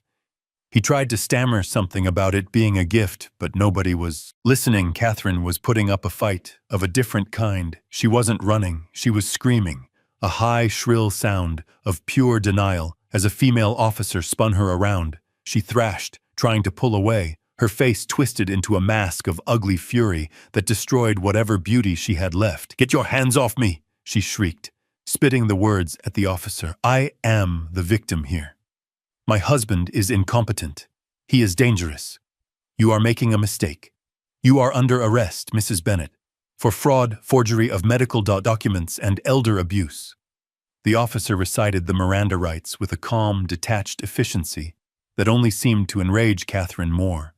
She turned her wild eyes toward Natalie, who was standing frozen near the sideboard, shaking like a leaf. "Tell them, Natalie," she screamed, her voice cracking. "Tell them he is crazy. Tell them you helped me. Tell them we did it for his own good." Natalie flinched, as if she had been slapped, the color draining from her face as her mother threw her directly into the line of fire to save herself. The betrayal was absolute, and it broke her mom, please. Natalie whispered, tears spilling over her lashes. "Tell them!" Catherine roared as they dragged her toward the door. "Tell them it was your idea to call the doctor." Natalie collapsed, her legs giving out under the weight of the terror and the guilt. She fell to her knees on the floor, her expensive dress pooling around her. She looked small and pathetic, a child caught in a lie that had grown too big to handle. She crawled toward me, her hands reaching out, grasping for the hem of my trousers, looking for the father who had always fixed her mistakes. "Daddy," she sobbed, her voice a broken wail. "Mom made me do it." "She forced me," she said. "You were sick," she said. "We had to protect the money. Please, Daddy, tell them not to take me." I looked down at her, at the daughter I had loved more than my own life. I saw the little girl I had taught to ride a bike. I saw the teenager I had comforted when she didn't get into her first choice college, but then I saw the woman who had sat in the car outside the nursing home and texted while I was locked away. I took a deliberate step back, pulling my leg away from her grasping fingers. She grabbed at empty air, her hands falling to the floor. "No." "Natalie," I said, my voice cold and hard as granite. "Nobody forced you. You are 35 years old. You made a choice. You chose the money over your father. You chose to lock me in a cage so you could secure your inheritance." "Daddy, please," she begged, sniffling loudly. "I am not sending you to prison today," I said, looking at the officer who was waiting for my signal regarding her. "I am not pressing charges against my daughter, but hear me clearly. Natalie, you are dead to me. The bank of Dad is closed forever. You are disinherited, you are out of the trust, and you are on your own. But Dad—" She started to protest. "Live with your choice, Natalie," I said, turning my back on her. "Live with the memory of what you did for a few dollars. Now get out of my house before I change my mind." She scrambled up, sobbing hysterically, grabbing her purse and running out the front door, fleeing the judgment. In my eyes, fleeing the wreckage of the family she had helped destroy. The police hauled Catherine and Lorenzo out into the night. The flashing red and blue lights painting the walls of the dining room in a chaotic strobe. I stood alone in the center of the room, listening to the sirens fade into the distance, until the only sound left was the ticking of the grandfather clock in the hall and my own steady breathing. It was over 1 month later. The house was quiet, the way I liked it. The forensic audit was complete. The accounts were unlocked, and the money, including the $32 million in shares, was secure under the new trust. I sat in my favorite leather armchair facing the large window that looked out over Lake Michigan. The afternoon sun was setting, casting a warm golden light over the room. I held a glass of the vintage wine in my hand, swirling the dark liquid. Gently, I took a sip, and savoring the taste of victory and peace. The house was empty of lies, empty of betrayal. It was just me and the truth. They looked at me and they saw an old man, I said softly to the empty room, my voice calm and reflective. They saw gray hair and wrinkles, and they assumed I was weak. They assumed I was prey, and I looked at my reflection in the glass of the window. The image of a man who had survived the fire.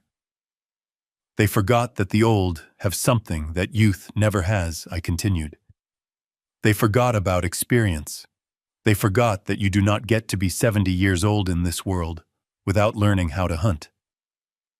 They forgot that the old wolf is the most dangerous one in the pack because he knows exactly when to bite.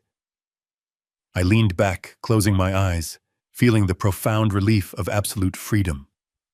I had lost a wife who was a stranger and a daughter who was a traitor. But I had regained the most important thing of all. I lost a fake family, I whispered, raising my glass in a solitary toast. But I found my freedom, and that price was absolutely worth it. We often believe that time guarantees loyalty, but I learned the hard way that the sharpest knives are held by those we hug. My family looked at my gray hair and saw a victim. They forgot that a lifetime of experience makes you a hunter, not prey. True strength isn't about never falling. It's about having the courage to burn down a fake life to save your dignity. Never let anyone convince you that you are past your prime or powerless. You are the architect of your own life, and it is never too late to redesign your future. If Harrison's story of justice satisfied you, please hit the like button and subscribe. It helps more than you know. Have you ever discovered a secret that changed everything? I want to hear your story in the comments. Let's keep the conversation going. Thanks, famos, for watching.